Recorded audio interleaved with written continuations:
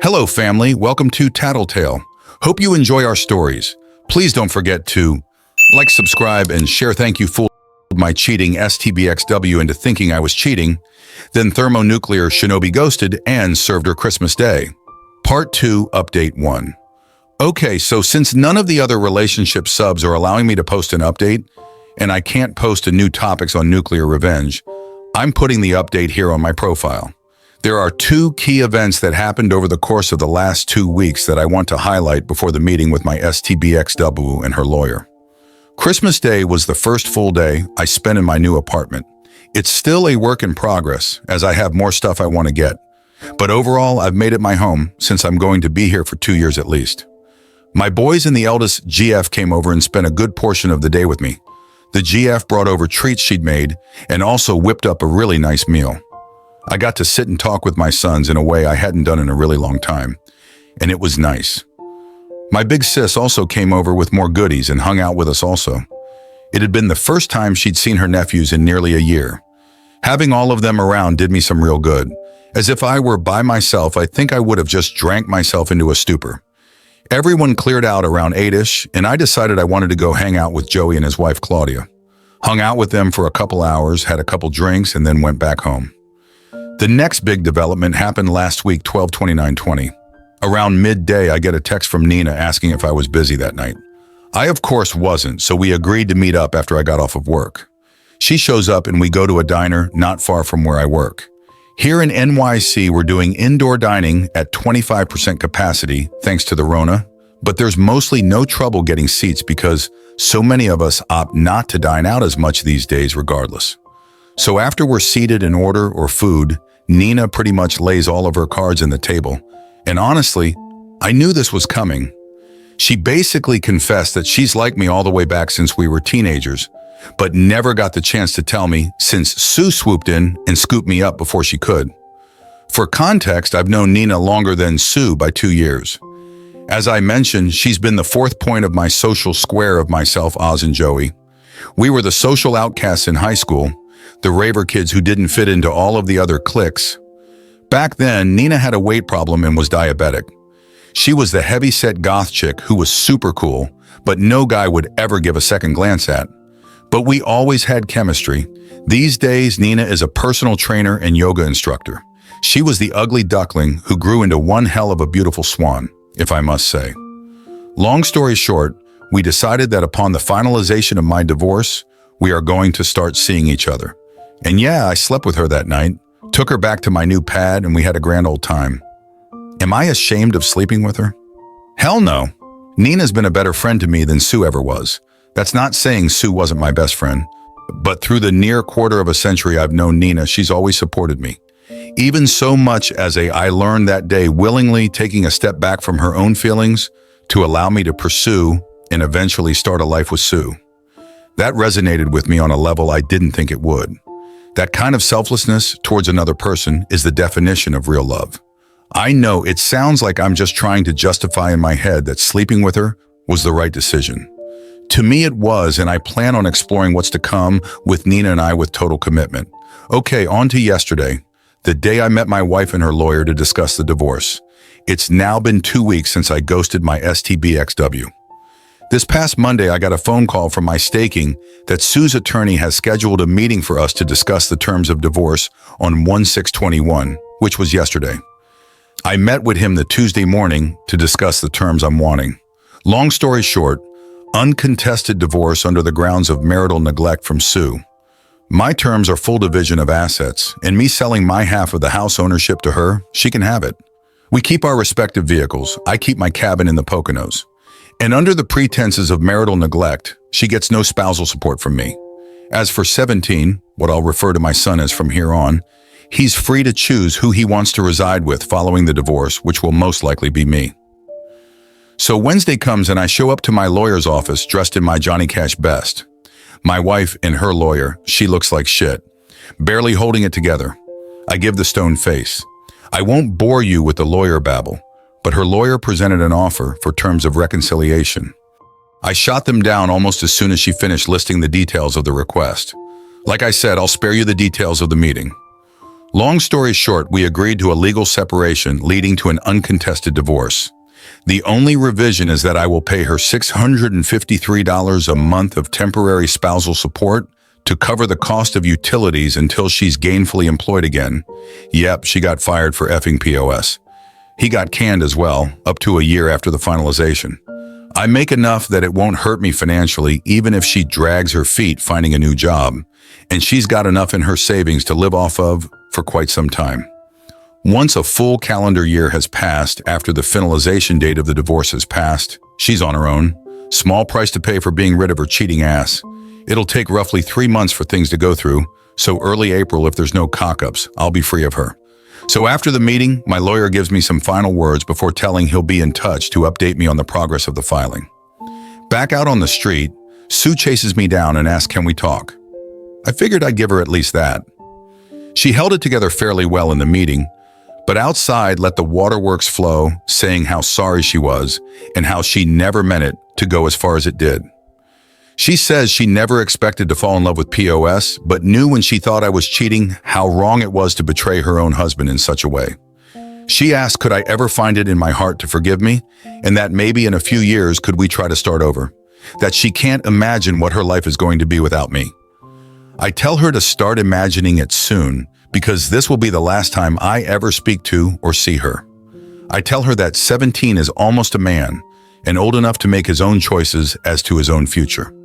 I say that I gave her half of my life and every ounce of love I had unconditionally, and she, in her own words, fell in love with another man, that there is absolutely no chance of me ever forgiving her, that all of the love I had for her was slowly killed all of those months that she confided and professed her love to POS, rather than coming to me and telling me she had any form of issue with how things were going with us. I told her I loved who she once was, but I hate who stands before me, and that if I never see her again, it'll be too soon. We are on the sidewalk in Midtown Manhattan, her making a scene, crying her eyes out. A couple folk walk by and give side glances, but at that point I didn't care. I wasn't about to publicly humiliate her. I pretty much already socially and professionally destroyed her, but I needed to get the last bit of emotion I had for her out. I finished my telling her I didn't regret the 23 years I spent being her husband. I regretted that in 23 years she decided the easy way out was the better option, and I have your lovely sons of bitches on Reddit to thank for this last one, because it popped in my head just seconds before I said it. For 23 years I thought she was mine, but it turned out it was just my turn. Put in my Raycons, turned around, and walked the F away. Later that night, her father calls me and apologizes. He praises me for always being a good man to his daughter and tells me he's ashamed of her and that he raised her better than what she did. Not gonna lie, I'm going to miss the old man. My dad died years ago, so he's always been my default father figure since. But I can't see myself maintaining a relationship with anyone on her side of the family. After that call, I went on FB and symbolically changed my relationship status to divorced. Yeah, it's not final yet, but in my eyes, it's over and done. Like I said, when I make a post on FB, it's an event, so plenty of folks started hitting me up over Messenger asking questions, and I laid it all out that I filed for divorce with Sue earlier in the day. Of course, Nina called me, shocked that I pulled the trigger so fast. Obviously, I was already in the process of it when we spoke, but she had no way of knowing how far it was along. I asked her if she could come over, and of course she comes a-running. We knocked boots again, but this time she stayed the night. We laid in my bed and talked into the wee hours of the morning, and I haven't felt this level of relief and connection in a really long time. Nina gets me, and I can't get enough being around her. Since the day she confided in me, she's all that's been on my mind. Yeah, I know some folk are gonna say it's up, I'm moving on so fast. But as far as I'm concerned, my marriage ended the day POS lets Sue touch his pecker, so I'm about due. That's the end. My divorce is in the works, and I'm moving on to start a relationship with Nina. I know in a comment response to someone I said I'd probably not marry ever again, but that was before Nina came clean to me about how she felt towards me, and I can't deny that I feel the same. We're going to take it slow, and we're not announcing anything until the divorce with Sue is legal and official. As for Sue, I could give a flying F what happens to her. She could move POS into our old home for all I care. I'll be getting my money for the house over the course of 2021, 4 quarterly installments. And aside from the $653 I will pay out directly to her savings account monthly, I never have to see or speak to her again. To all of the words of support, encouragement, and praise, I eternally thank you all. Update time to the hits just keep on coming. I've been sitting in this for hours now.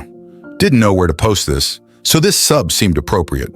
So if you want a bit of backstory, check my post history for the details. I'm not keen on how linking to other subs here works, but my previous 2 entries are viewable in my profile. The quick version is this. I discovered my wife of 23 years, 45F, was having an affair with a 27YYZO coworker. We have 2 sons, 22 and 17. I concocted a plan to completely upend her life centered around fooling her into thinking I was having an affair myself. I kept the rows going for over 4.5 months while compiling evidence of her infidelity as well as securing divorce papers and planning my exit strategy. Slowly moving my personal belongings from our home to a new apartment, getting a new phone and number, separating my half of our shared income from our joint account, etc. On December 16, 2020, I gathered every bit of proof of her affair I'd compiled, printed it all out from start to that week, filed it all into 14 binders, packed 11 into gift wrap boxes, and mailed them all out to the most important people in her life, as well as her HR department with an ETA between 12/22, 12/24/20. On Christmas Eve, while she slept, I took one of the remaining 3 binders and did the same. Only this one, I taped the divorce notice to the inside cover and left it on my side of the bed, which, mind you, she'd had her lover in a number of times, along with my old phone and my lawyer's business card, and shadow ghosted her. Over the next 4 days, her life completely imploded. Her family pretty much excommunicated her.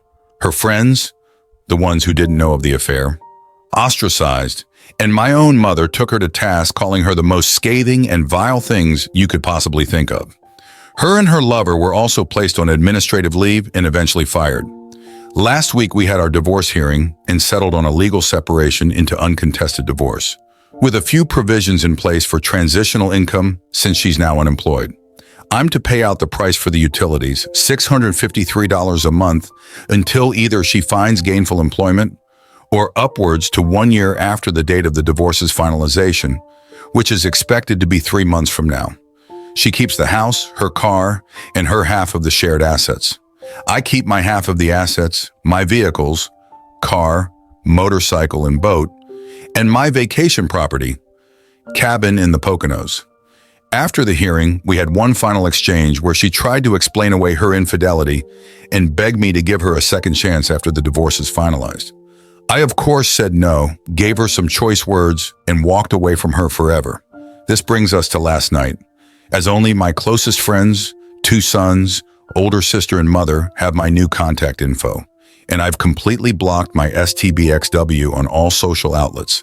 She has had no means of reaching me since I left her Xmas Eve, but some our mutual friends still do. Last night, I'm hanging out in my apartment, and I get a voice call notification on Messenger from one of said friends, one of the few who hadn't abandoned her following me outing her affair. She didn't waste any time when I answered, and said she had went to check on Sue, the Stbxw, and found her passed out in the bedroom, foaming out of the found with 2 bottles of empty pills next to her. She's in the ICU in critical but stable condition. The doctor said that she will likely pull through. She's clearly not going to be well after. She begged and pleaded for me to come. Her parents and 2 of her sisters were also there at the hospital. My guess is they were notified after the hospital attempted to notify me, but Sue would still have my old haha as her emergency contact. I simply told her no. Sue's not my problem anymore, and she clearly decided she wanted to take the easy way out rather than deal with the shame and agony of the 23-year marriage she blew up. I then told her friend that if Sue's family were there, they can help her sort out the pieces. But as far as Sue and I are concerned, there is no Sue and I anymore. I then ended the call. I've had a few hours to sleep on it, and my sons called me this morning asking if I knew.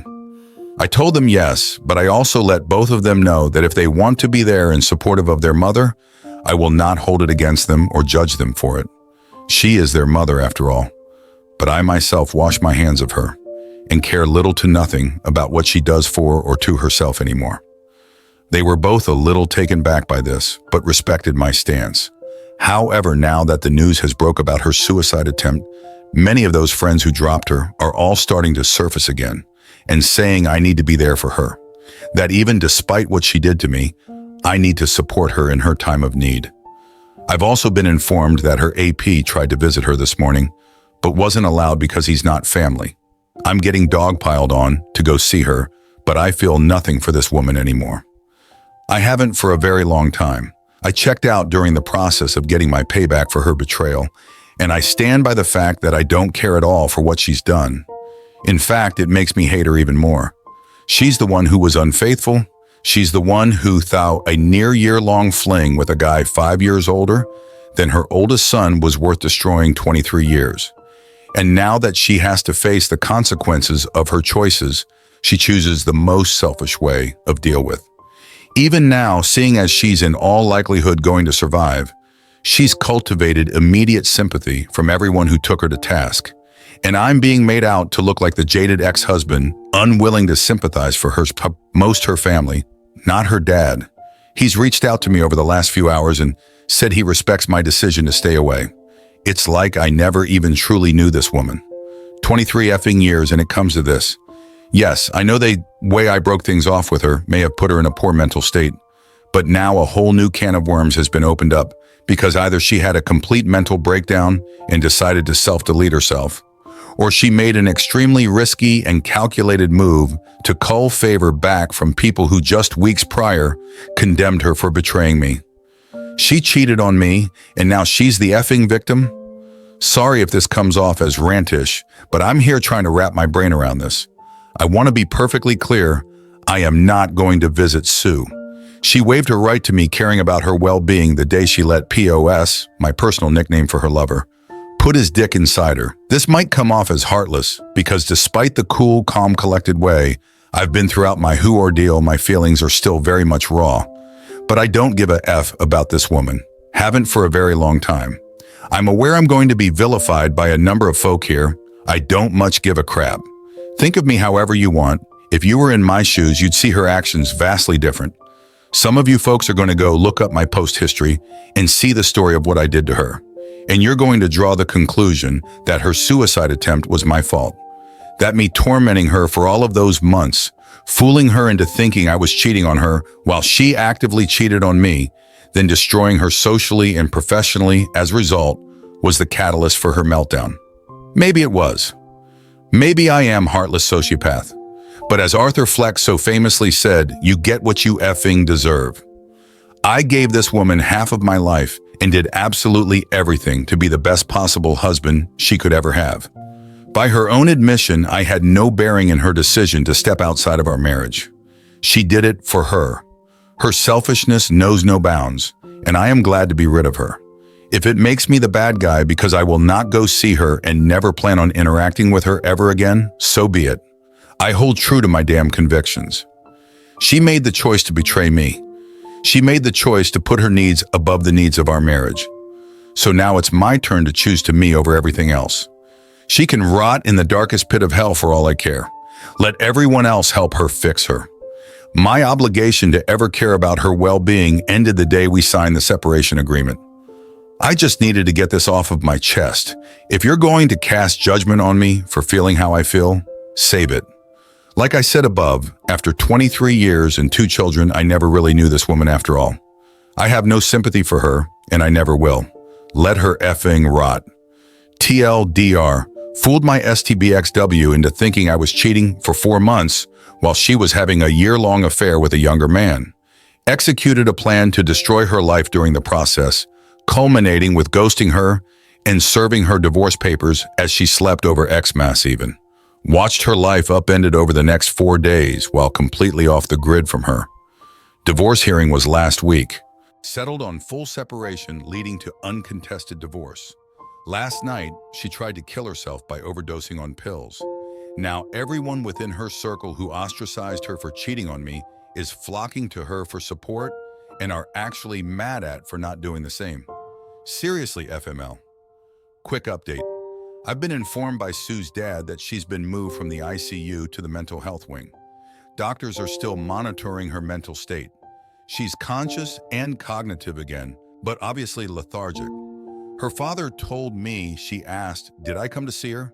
And he said no, and she shut down after.